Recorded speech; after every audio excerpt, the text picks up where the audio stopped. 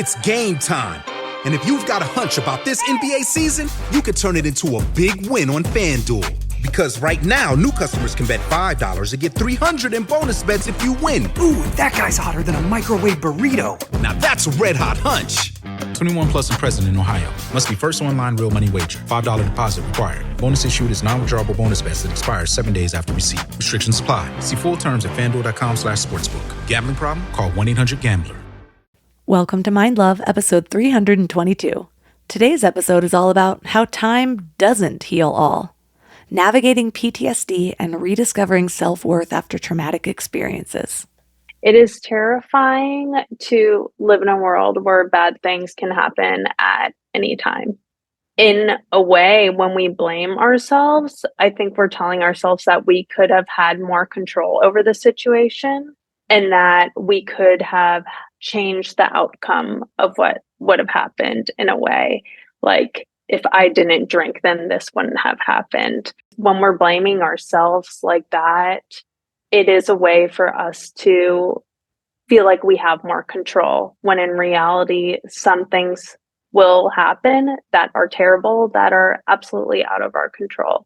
I think it's easier to sometimes blame ourselves than to live in the reality that terrible things can happen and people can do things that are really harmful. Turn up your frequency with Mind Love. Bite-sized brain hacks for seekers, dreamers, and doers. It's time to give your mind a little love with your host, Melissa Monti.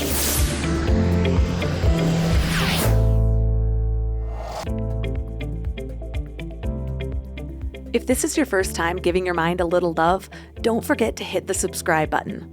Mind love is a habit, and the more you give your mind that love and intention, the better you'll feel about yourself and your life. Plus, it's really a win-win because more subscribers means Mind Love attracts even more amazing guests to bring you their wisdom. So don't forget to subscribe. Have you ever experienced something that you just never quite got over? A loss, a betrayal, a violation of some sort? Or maybe a memory resurfaced years later, followed by a whole lot of emotions that you never really saw coming. When I was younger, the phrase, "time heals all wounds," was always spoken with such conviction that I just accepted it as fact. So when I experienced things and emotions that didn't just solve themselves, I wondered, well, how much time?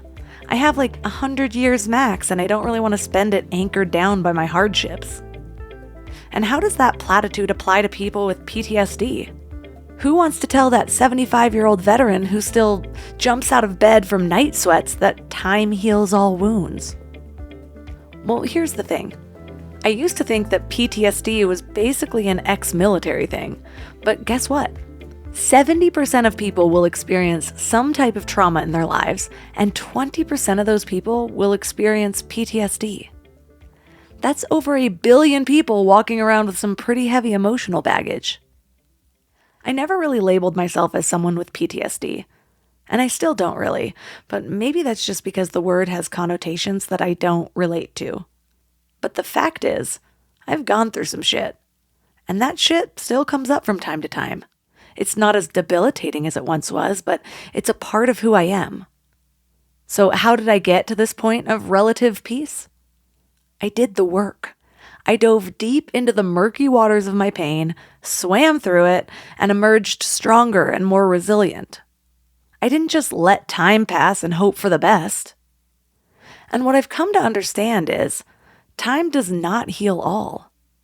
Time allows some space to do something with the pain, but that something isn't always productive, especially if we try to let it process itself. So while you may not be crying yourself to sleep at night anymore, you could have a fear of relationships that prevents you from finding a long-term partner. Trust issues might be stopping you from forming close friendships. Constant stress could be a sign that your nervous system is always on high alert. Or emotional numbness might make you feel disconnected, as if you're just going through the motions in your own life. The key takeaway? Just because you're not in obvious distress doesn't mean there aren't underlying issues that need attention. And the good news is, recognizing these can be the first step towards actually addressing them. And the second step is being willing to do the work. So, what is the work? How do we unpack our emotional suitcases to move through life a little lighter? Or even better, fully engaged with the here and now? Well, that's what we're talking about today. Our guest is Madeline Popelka. She grew up in a household where mental health was never discussed, which was extra hard given that she experienced multiple traumatic events. When she started to experience PTSD symptoms in her late 20s, she realized that she didn't know the first step in getting help. As she began her healing journey, she felt an urge to create a space for other trauma survivors on Instagram at Healing from PTSD, which is now one of the largest trauma healing communities on Instagram. And there she shares her hard-earned lessons on healing, inspiring hundreds of thousands of survivors along their healing journeys too. And she's the author of You're Going to Be Okay. So 3 key things we will learn are why your therapist's coping skills might not be working for you, and the game-changing advice that could change your progress. How self-blame holds you back, and the surprising reason behind your need for control. And the secret coping skill for anxiety and panic attacks. Before we go deep today, I want to give you a little gift, and I want to give it to you every single day. It's called the Morning Mind Love. I know how life can be. You're all fired up after an inspiring episode, and then a new day or a new challenge comes at you, and it's just hard to keep up that energy. Well, the Morning Mind Love is kind of like an oracle from your higher self to help you start each day with a positive focus. Plus, when you sign up, you get 2 free gifts, a 30-minute binaural meditation and 30 days of journaling prompts to help you remember who you truly are. And it's all completely free. So join over 9,000 people and go to mindlove.com to sign up, or text the word morning to 33777.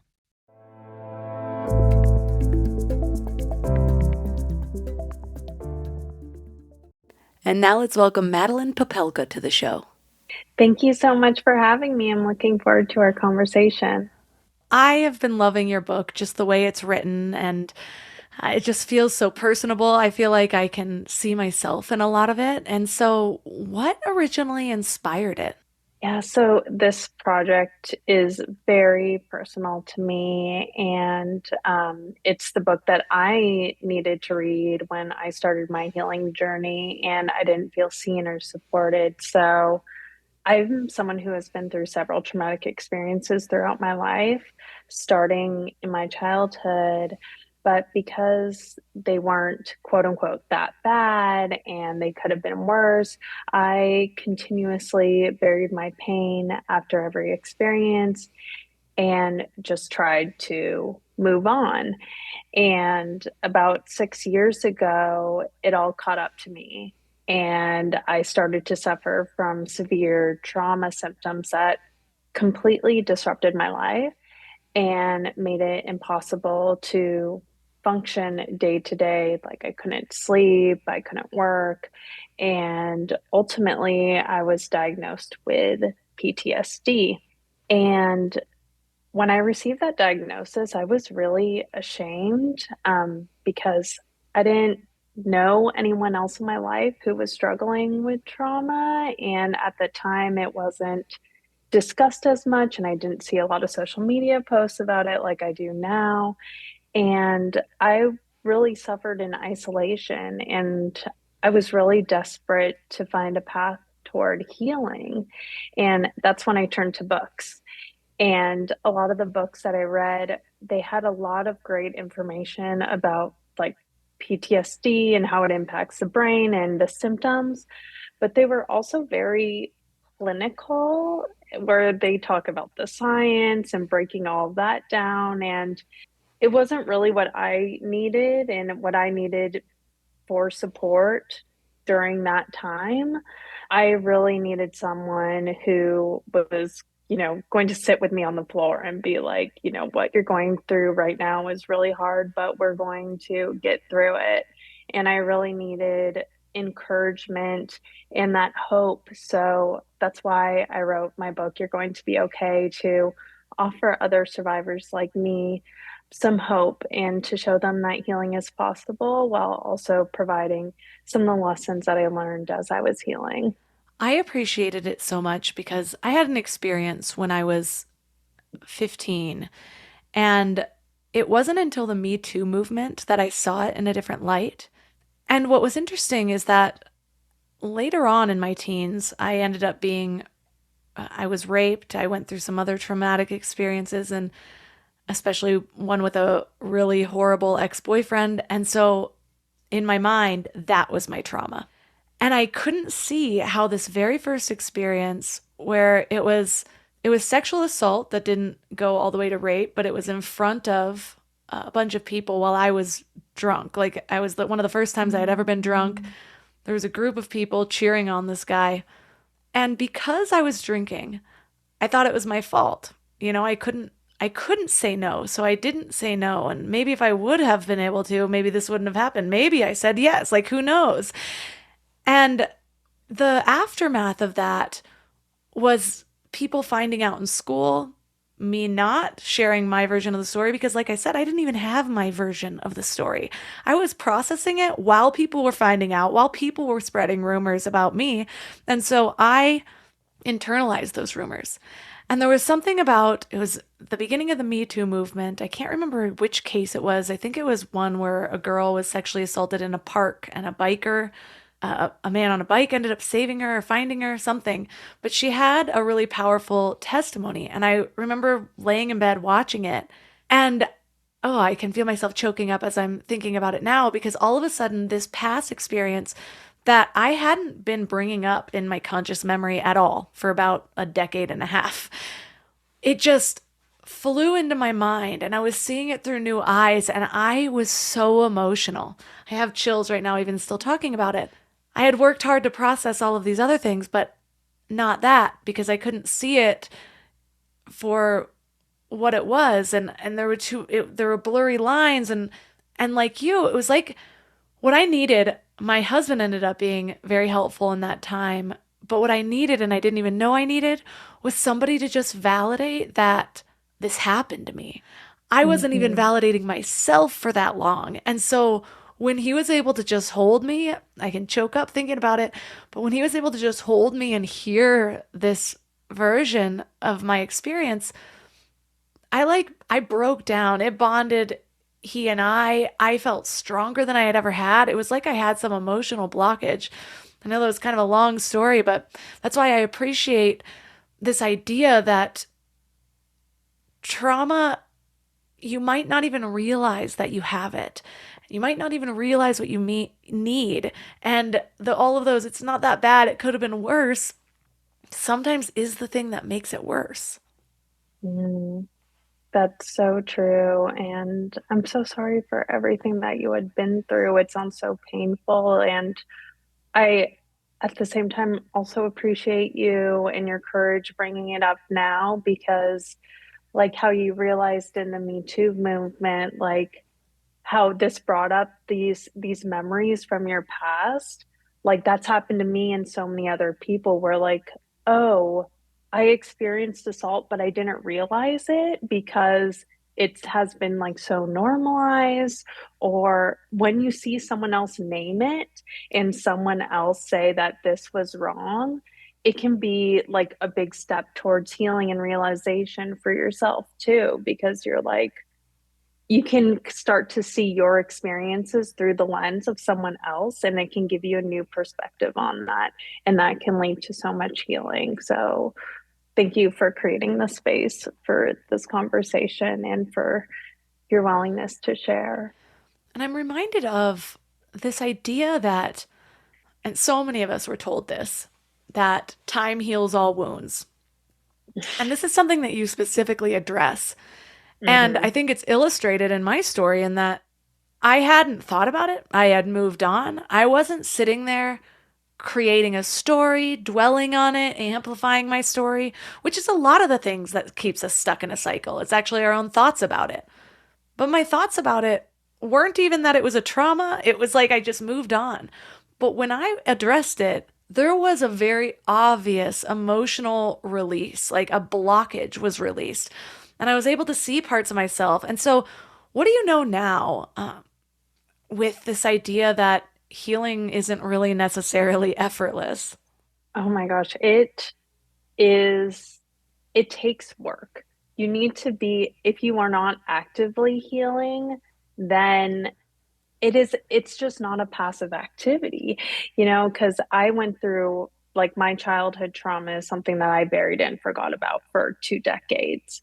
And then it all started to resurface. Like, things would happen that would trigger me. And then it would take a minute to be like, okay, where is this coming from? Because when you so far detach yourself from these experiences, you can, like, question what you went through. Like, did I really go through this? And it's like your mind can play like these tricks on you, and it can be like really confusing.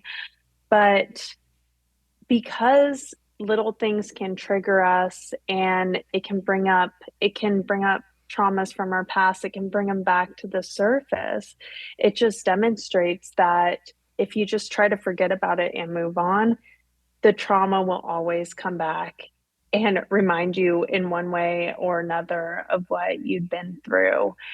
And unless you start to address that trauma head on, it will always be there lingering in the background, waiting for that next moment to resurface. And the only way to truly release is to address it. Otherwise, you're kind of just dancing around it or avoiding it, and not starting to peel back the layers and to process all the emotions, kind of what you were sharing about with this release. I feel like a big part of that too is just the willingness to face the emotions, because that's the biggest thing that has changed in my perspective around healing or strength. I used to think that it was just, moving forward and being able to hold myself together, really, and that would be the thing that strengthened me. Now I see it's that willingness to be vulnerable, to actually sit with the feelings, to ask what's in it for me. And for me, I relate to the ideas of being a highly sensitive person or an empath, and even highly sensitive in sensory things. I've had sensory issues my whole life. Like, I couldn't wear jeans until I was like 15 years old because the inseam would annoy me. But yeah, so I'm just very sensitive. And so for my upbringing, I was always really emotional. And I got a lot of negative feedback for that. And I don't think it was intentional. It was just how people thought back then. It was like, no, you got to get through this. You got to get over it. I know your dad died last year, but it's time to move on. You can't let it hold you back forever. And so I would just sort of stuff it away. I had no idea the power of actually befriending my emotions in a way, to sit with them, see what's in it for me. I just kind of thought they were an inconvenient part of pain. So what is your process Absolutely. of confronting those feelings?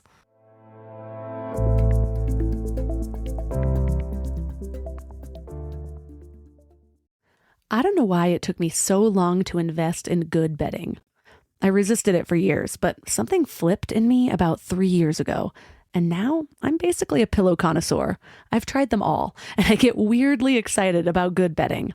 Because here's the thing, we spend a third of our lives in bed, and the quality of that time affects literally everything else, which is why I'm so excited to tell you about my latest obsession, Lagoon Sleep Pillows. What sets them apart is their matching system. You take a quick 2-minute quiz about your sleep style and your preferences, and then they match you with your perfect pillow. I was matched with their Otter pillow, and I am so impressed. Lately, I've just needed more support, and this seems to cradle me in all the right places. I'm also low-key obsessed with their travel pillow, which I use for way more than just travel. I actually hug it, use it as leg support, and of course, take it on trips with me. Well, the secret is in their adjustable fill. You can add or remove it to get that perfect alignment for your spine. A study even found that the right supportive pillow can improve sleep quality by 63%.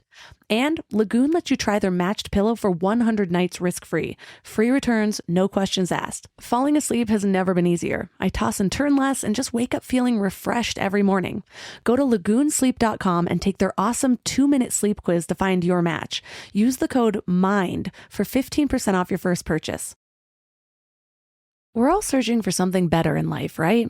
Better habits, better mindset, better relationships. But when it comes to hiring, searching isn't always the best approach. Instead of searching, why not match? That's where Indeed comes in. If you need to hire, you need Indeed. It's your go-to matching and hiring platform with over 350 million global monthly visitors. Their matching engine helps you find quality candidates fast, and I mean really fast. Did you know that in the minute I've been talking to you, 23 hires were made on Indeed worldwide? That's what I love about Indeed. It's like having a mindful hiring assistant. Instead of getting overwhelmed by endless resumes, you can schedule, screen, and message candidates all in one place. The platform actually learns your preferences, so the more you use it, the better it gets at finding people who align with your vision. And get this, 93% of employers agree that Indeed delivers the highest quality matches compared to other job sites. That's why more than 3.5 million businesses worldwide use Indeed to hire great talent fast. I just love that it keeps all of my hiring processes organized. I can do everything right there instead of having spreadsheets and notes and video call links. And listeners of this show will get a $75 sponsored job credit to get your jobs more visibility at Indeed.com/mindlove. Just go to Indeed.com/mindlove right now and support the show by saying that you heard about Indeed on this podcast. Indeed.com/mindlove. Terms and conditions apply. Need to hire? You need Indeed.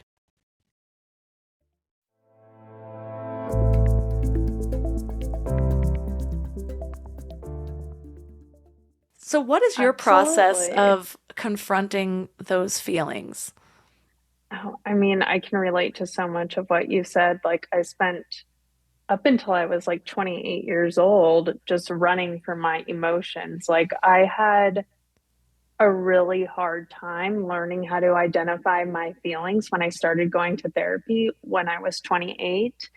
And it was like I was learning a new language or something like that. Like, it seemed I had never taken the time to identify my feelings, learn about them, to be with them up until I went to therapy. And I was like, this is a lot of the work of healing is tuning into yourself. And yeah, because nobody had taught me how to do that earlier in my life. I just went on ignoring them. And I think that there's this idea of quote unquote mental toughness, which is really to like, people see it as something to like just ignore your feelings and to not let them bother you.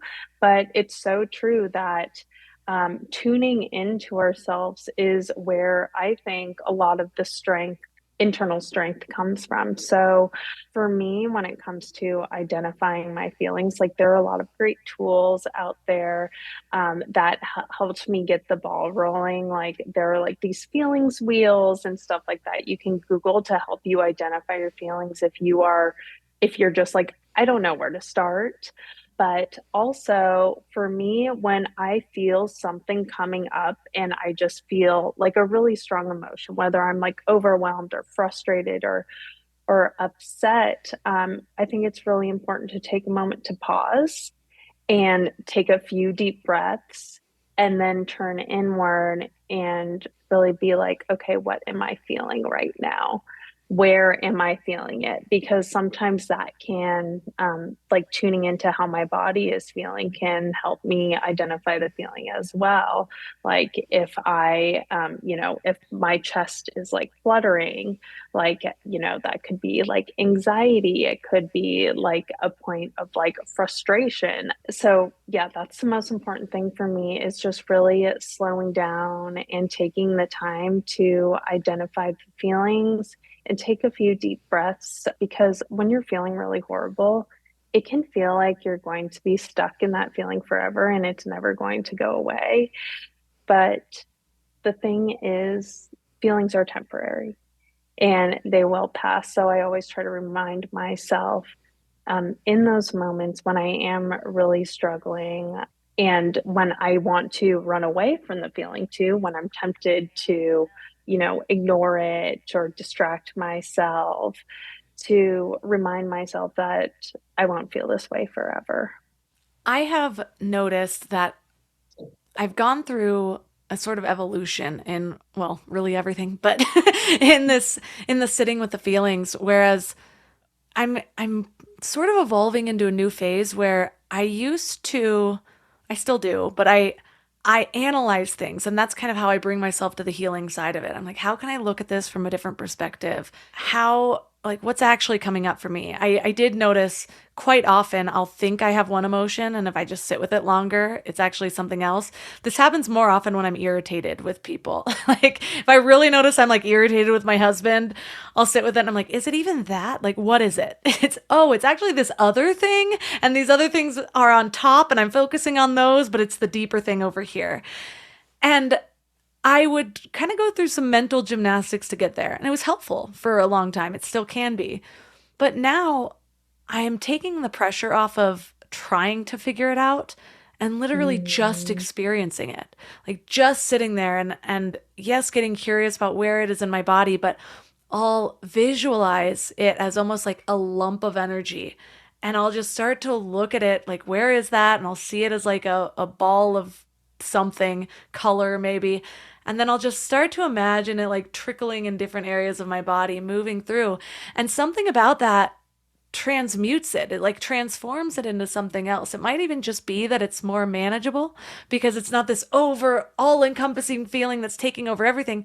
It's just that little ball right there. And I'm already picturing it dispersing, so it must be moving. You know what I mean? Oh my gosh. Yeah. No, I love that. And one of my former therapists had brought that up to me at one point when we were talking about feelings and like how I tend to avoid feelings sometimes. And that was one trick that they had brought up is like visualizing it as like a thing of energy and like how does it feel to release it and that sort of thing. So that's so great that you brought it up because I think, I mean, absolutely different things can help us at different times.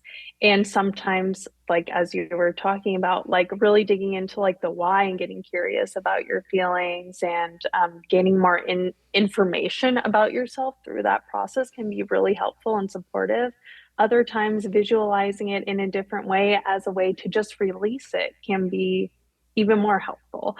So that's really great. You talk about this realization that healing lies in your hands. Can you elaborate on how this mindset shift impacted your approach to therapy and self care? Yeah. So when I went to therapy for the first time, and I know I'm not alone in this, but when I went, I was expecting that I would like kind of show up to therapy and my therapist would do their thing. And then, after a few sessions, everything would be better. But I think the thing that really, there were several things, but one example that I will give is coping skills. So when you're dealing with like a lot of anxiety and panic attacks and just generally feeling unsafe or paranoid all the time, which is what a lot of people who have PTSD experience, the coping skills really allow you to get through the day, to continue functioning. So when I first started therapy, that was like really foundational work for us, like even before going into the deeper trauma things, because I needed to be on more stable ground because I was not there yet. So a lot of that work went into developing coping skills.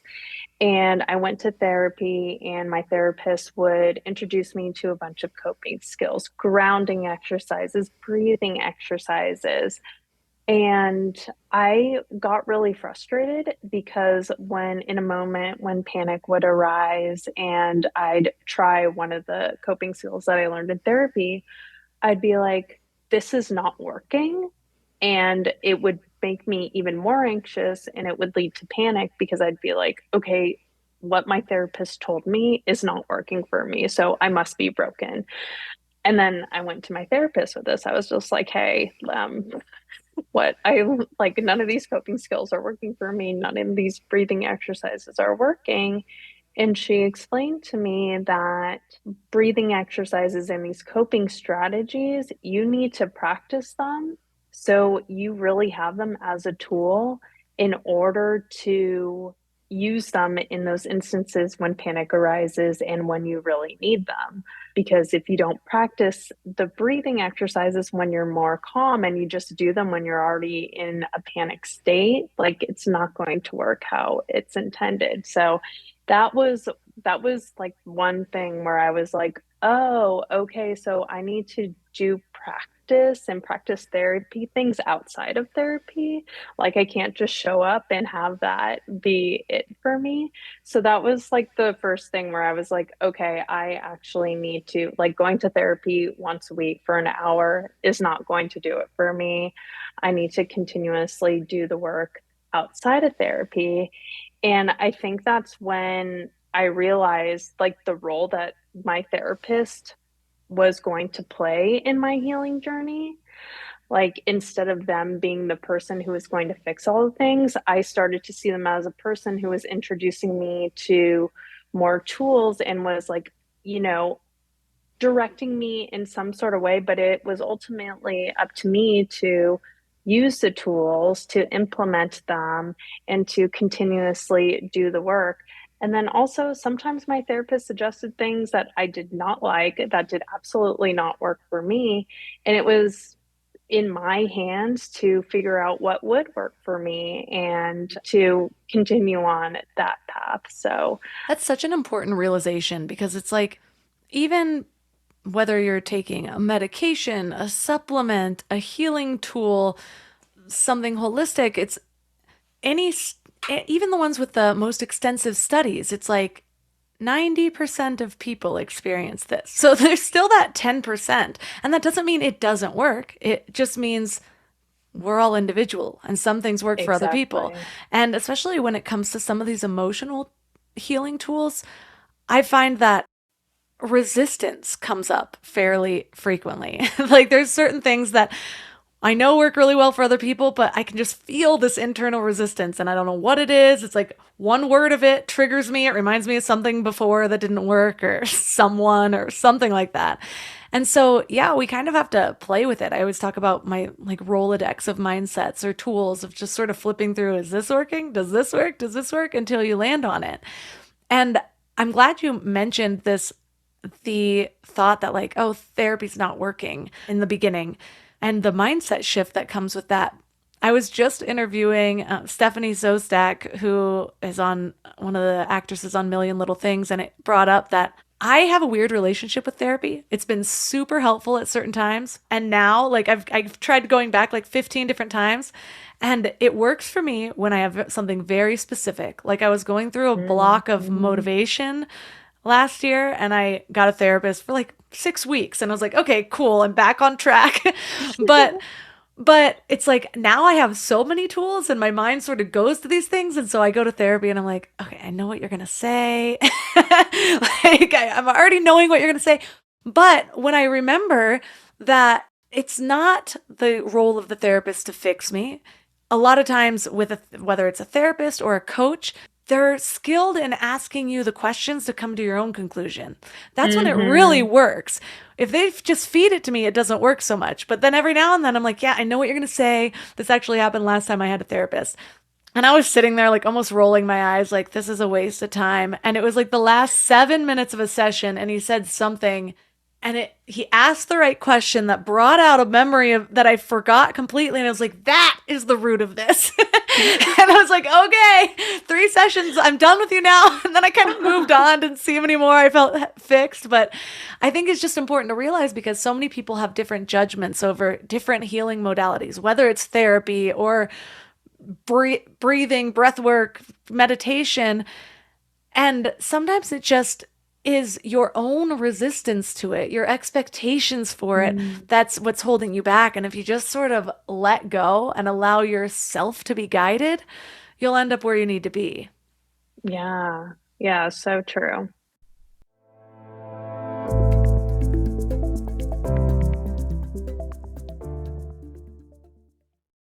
You know what's funny? We spend so much time feeding our minds, reading books, listening to podcasts, learning new things, but then we grab whatever's convenient to feed our bodies. And I get it. Life is busy, and sometimes a drive-through feels like the only option. But that's why I take Field of Greens. It's a greens powder made with whole organic fruits and vegetables. No extracts, no lab-made stuff, and just 1 scoop a day gives you simple, real nutrition. Field of Greens feeds your body with fruits and vegetables medically chosen to support your heart, vital organs, and immune system. And let me tell you something. Since I started taking it, I've noticed these little changes that show me how nutrient depleted I must have been before. Like the ridges in my nails, gone. My sleep, so much better. And my stomach just feels happy. You know that dreaded afternoon crash that has you reaching for more coffee or sugary snacks? Well, that's not happening for me anymore. When your body is actually nourished, it runs so much better. I've tried other greens powders before, but Field of Greens is genuinely different. The quality is next level and you can taste it. It's become my go-to, especially on those days when my eating isn't exactly Instagram worthy, because we all have those days, right? And here's the thing. They are so confident that you'll love it too, that they offer a 100% money-back guarantee. That's how much they believe in their product. So I got you 15% off your first order and free rush shipping. Visit fieldofgreens.com and use promo code MINDLOVE. That's promo code MINDLOVE at fieldofgreens.com. Fieldofgreens.com. Bored at home? Head over to Chumba Casino and join some serious social casino fun.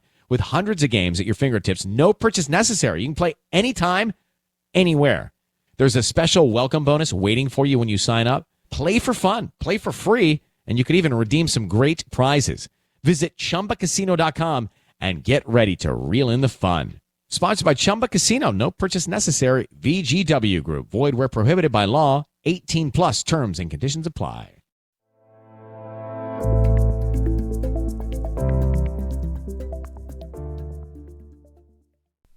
You also emphasize the importance of self-awareness in just identifying your own emotional needs.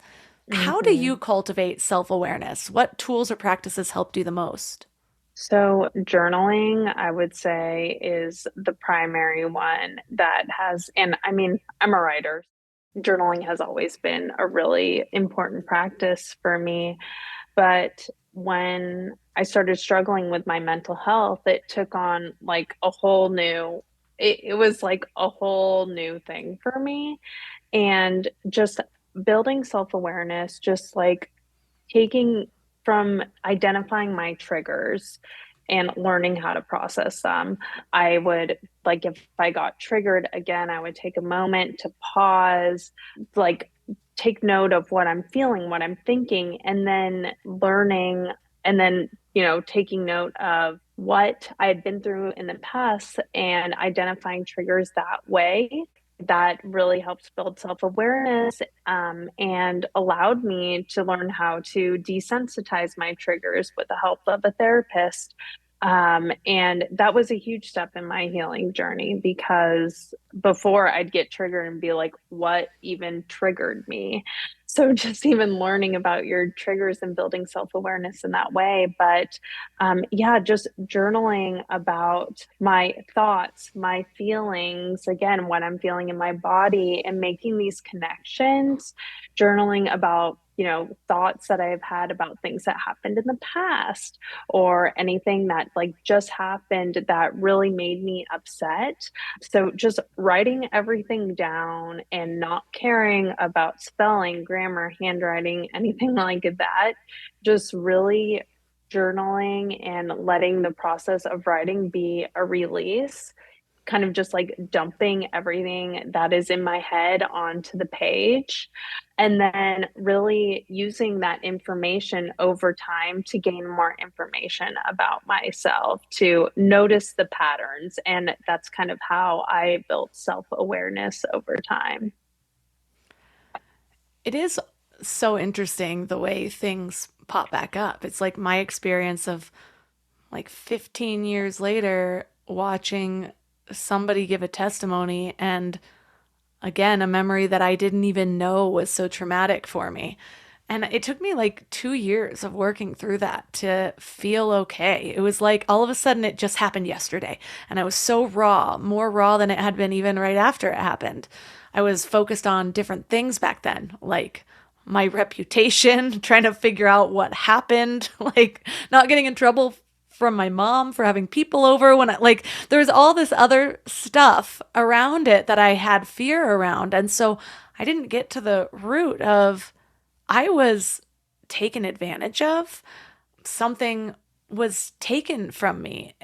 My ability to feel safe, to feel it was really a worthiness issue. And that experience set off this weird pattern for me of gaining self-worth through sexual experiences. And there was a part of me that knew that I was trying to erase what happened by taking control, like having these I was like really sexually explorative in college and things like that. And I really wanted people to know that it was no big deal for me. And I don't understand why people get so attached. And that started that next day after that first trauma. And so what I realized is that I blamed myself. And so I wasn't blaming the people who actually took advantage of me.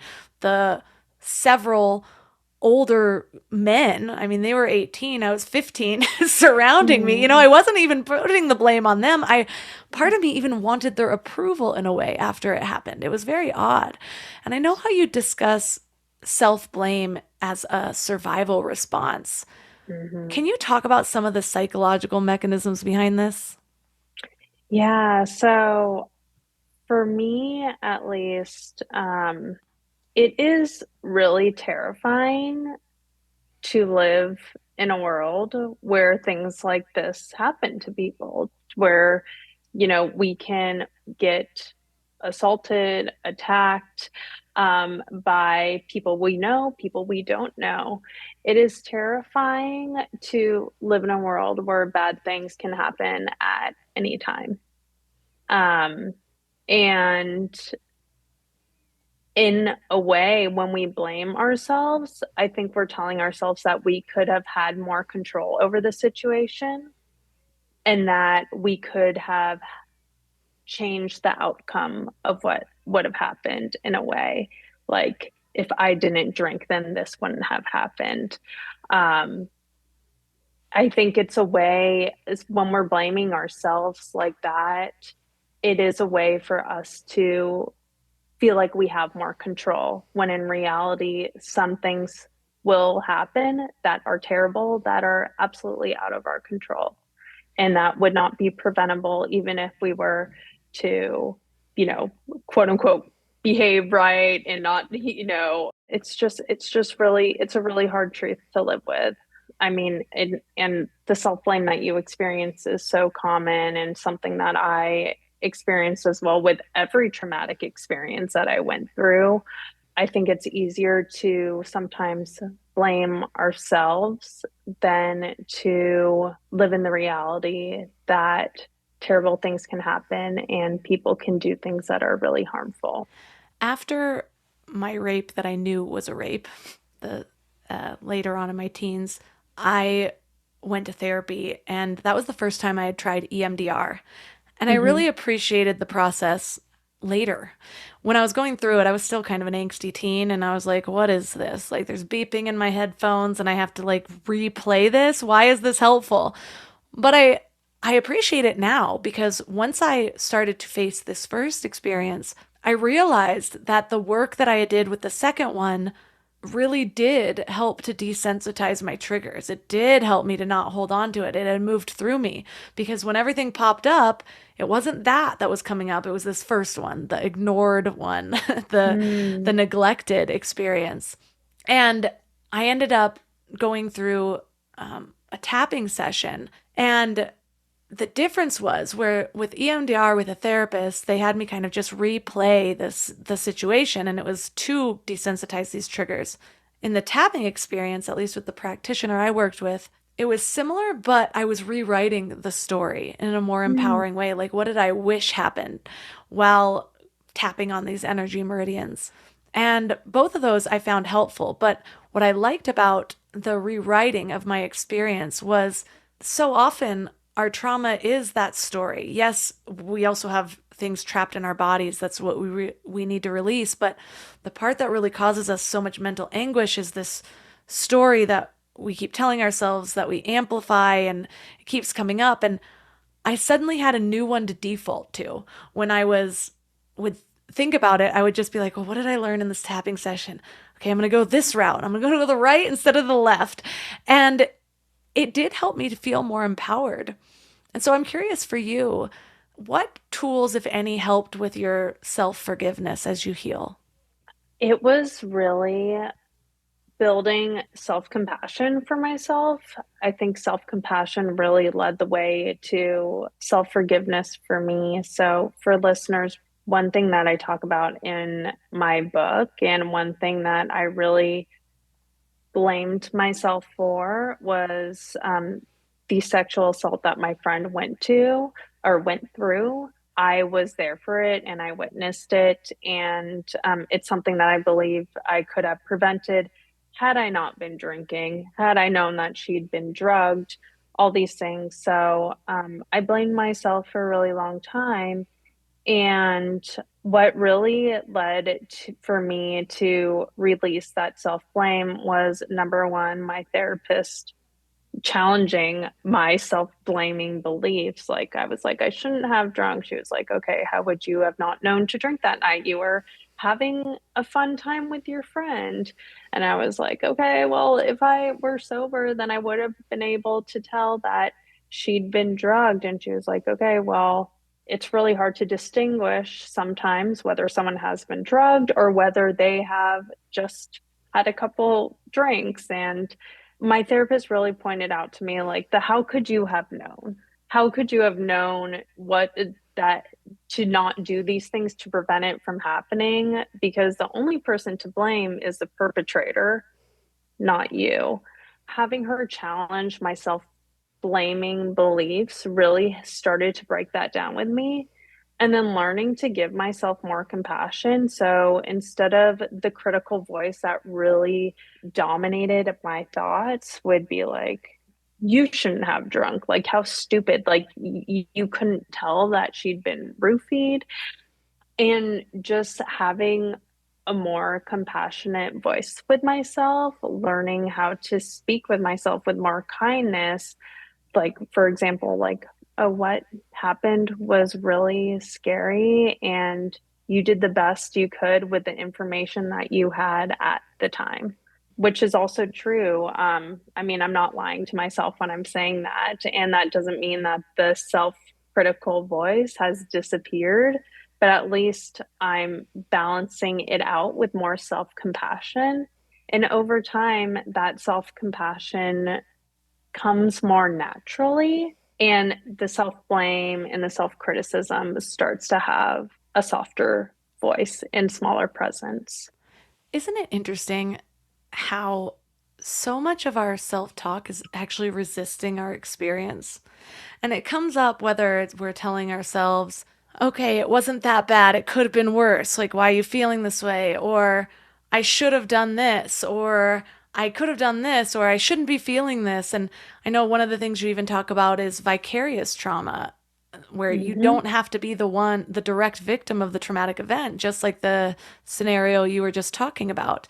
Mm-hmm. And so often we're like, well, it didn't happen to me. Why am I so, like, I shouldn't feel this way. Like, I'm weak. Whatever it is, and I wonder how our experience would change if we recognized that that was so much of our go-to so often, and instead we trained ourselves to not resist, not say this shouldn't be how it is, but just be like, I don't understand logically why I'm feeling this way, but I am feeling this way. So what's in it for me?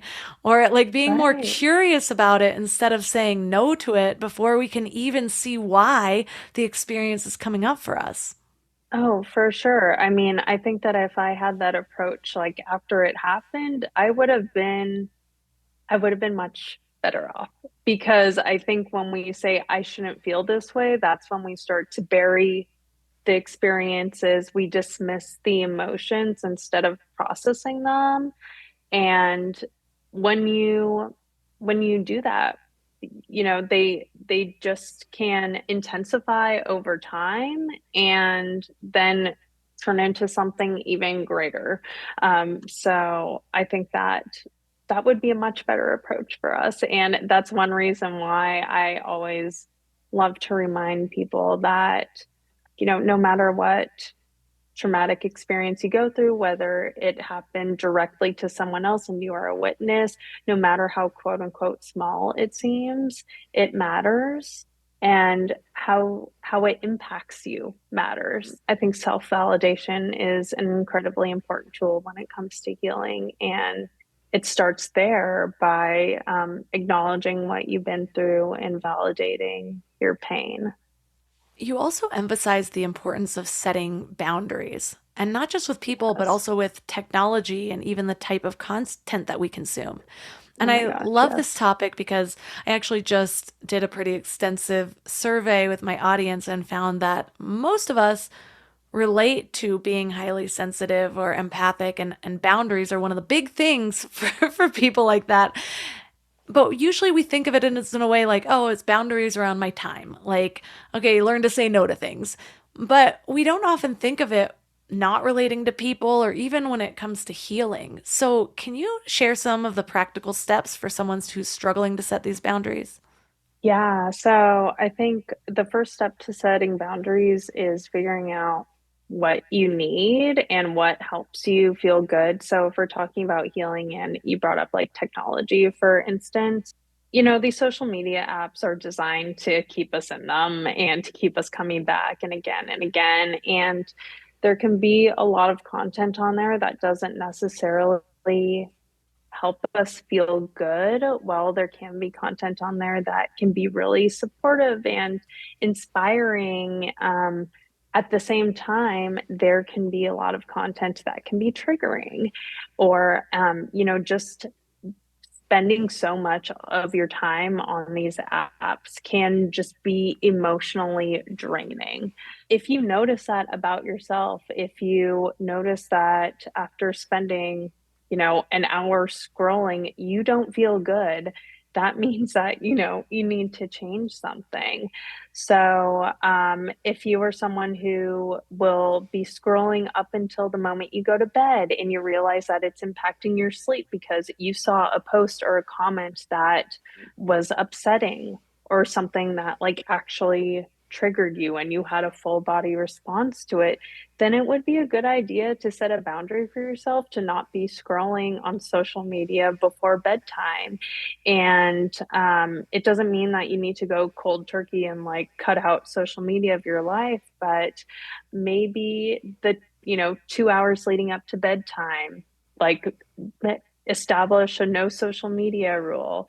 Maybe put your phone away. And if you need to do something to distract yourself during the time, pick up a more nurturing activity to do instead of scrolling. Maybe it's reading, maybe it's doing a puzzle or like a word search, or playing a game, or doing a DIY, painting, whatever it is. You can replace the activity of scrolling with something else to make that transition a little bit easier. We so often have a tendency to be like, well, I'm not doing this, or we remember our tools and then we think of all the things that we're not doing. But I love how you emphasize acknowledging your progress. This is something that I am completely changed my life, but I often think about it in something I'm trying to achieve, like goal setting or starting a business or the next move. I'm like, yes, I know I need to acknowledge my progress, because otherwise I'll have a negativity bias, feel imposter syndrome, and then maybe not do anything. But I don't always remember to think about it when I am healing from something, when I'm just looking about my emotional journey. And so I know you had a moment in therapy where your therapist told you that you were making more progress than you were giving yourself credit for.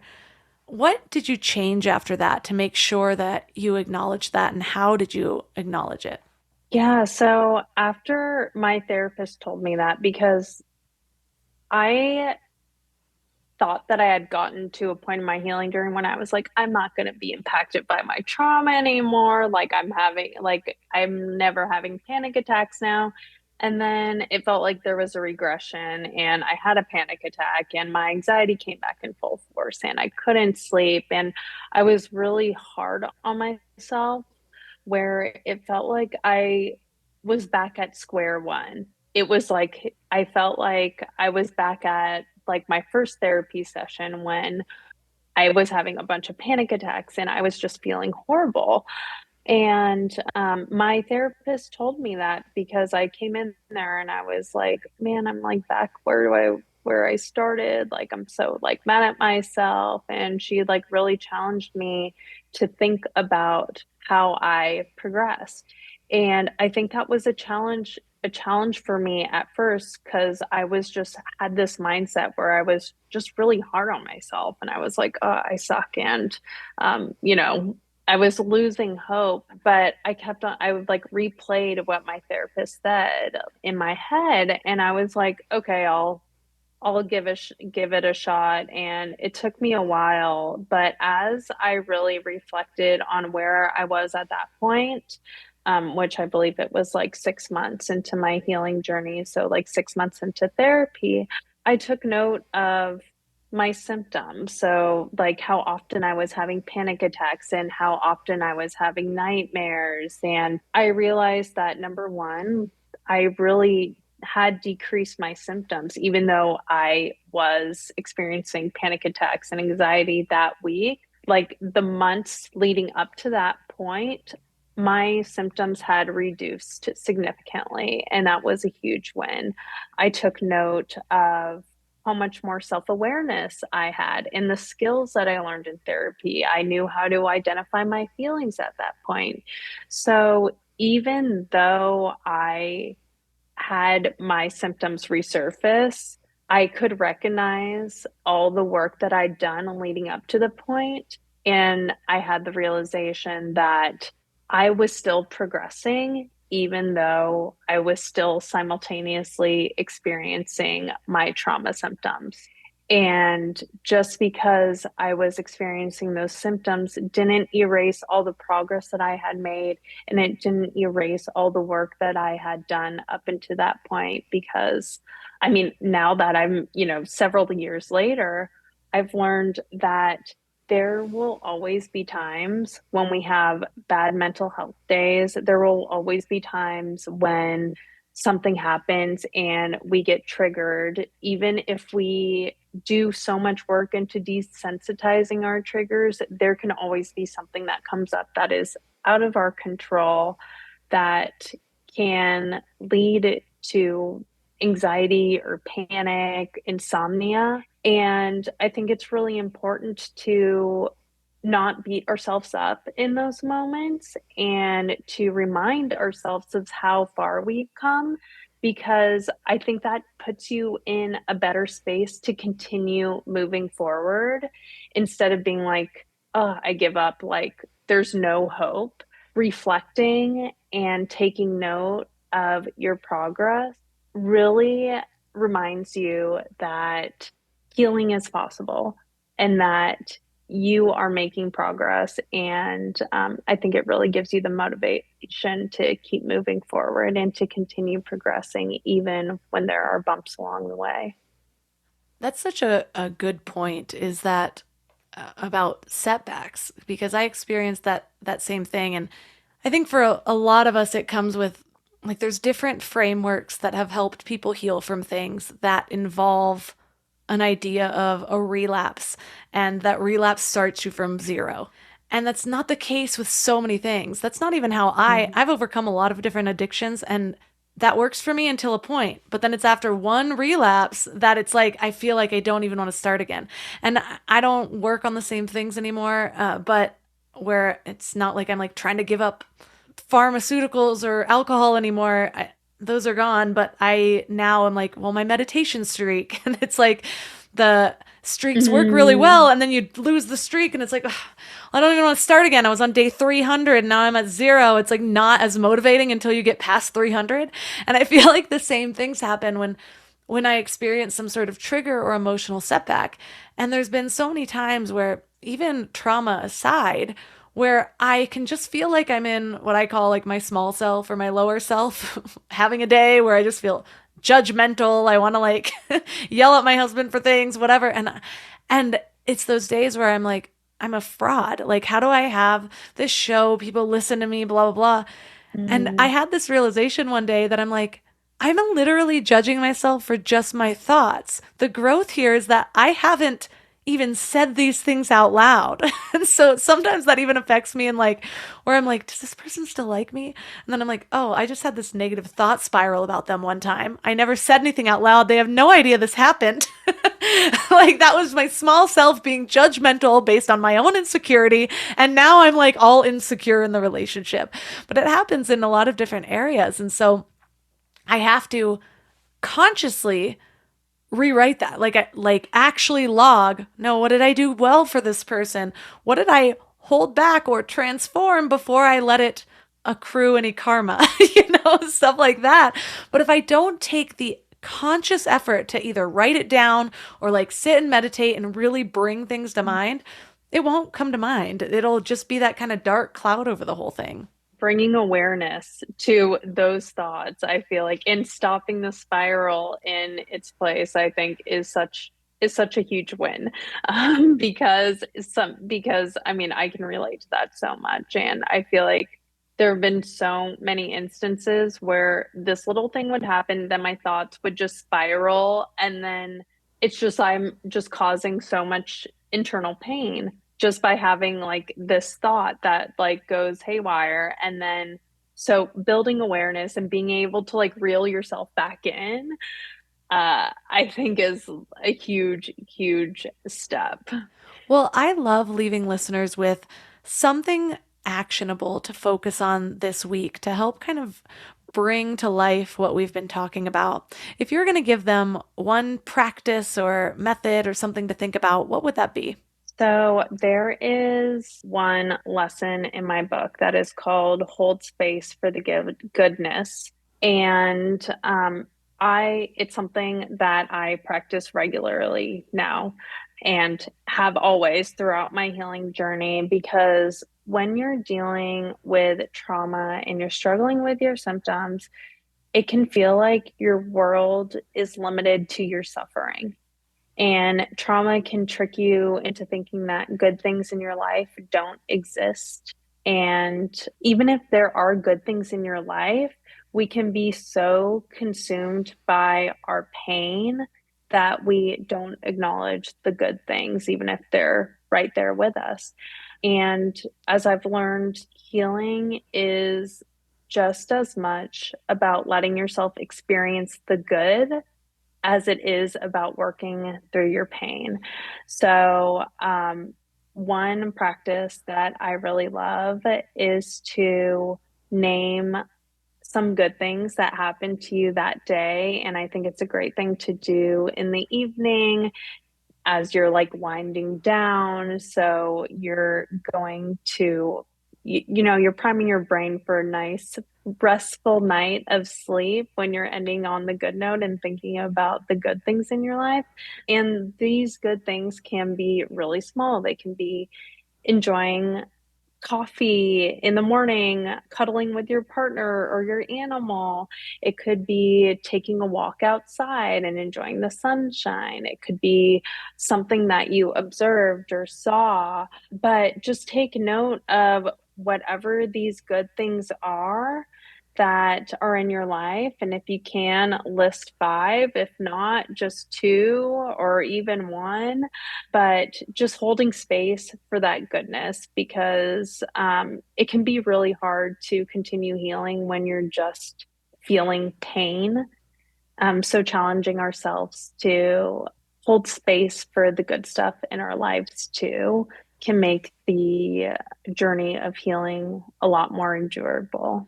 Well, thank you so much for doing the work to transform your trauma and to really dive into it so that you can bring healing modalities to other people.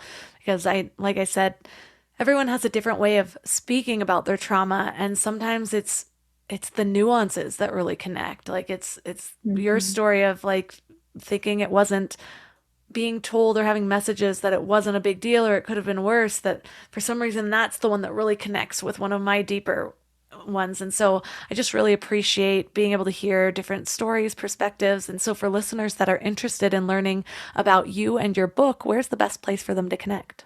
Yeah, so my website, which is just madelinepopelka.com. You can also find me on Instagram at Healing from PTSD. And my book, You're Going to Be Okay, is available wherever books are sold.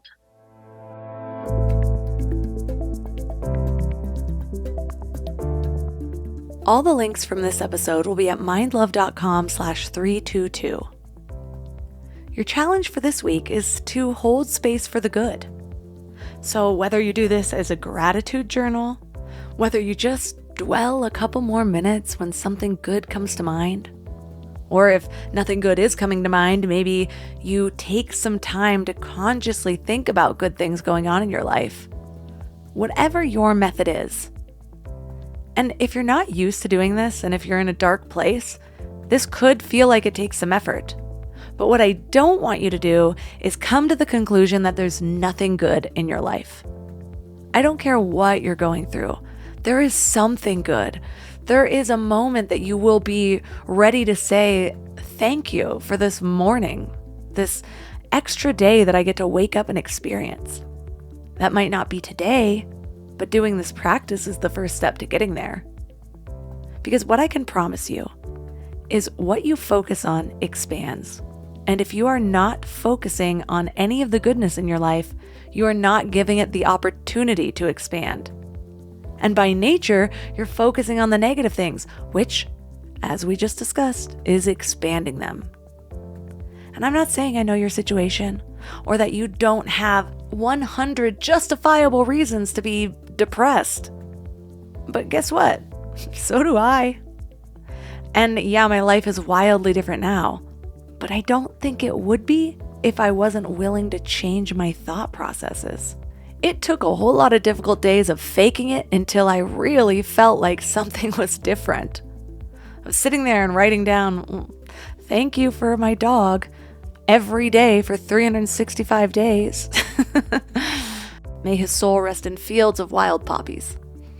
Anyways, the point is, your life is your responsibility. And you can completely change it by changing the way you think about it. So give it a try. And if you need a jumpstart, reach out to me on Instagram at mindlovemelissa. If you found this episode helpful or you think of somebody who could really use it, share it with them. Tap the share button, take a screenshot, tag mindlovemelissa and mindlovepodcast. You can find all of my amazing sponsors at mindlove.com/sponsors with all of the delicious discount codes. I don't know why I use that adjective, but there it is, and I'm not editing it. You can also find me on Instagram at mindlovemelissa. And that's all for today. So thanks for giving your mind a little love today, and I'll see you next week. Thanks for tuning into Your Higher Frequency with Mind Love. Head to mindlove.com for a free gift to keep your vibes up until next week.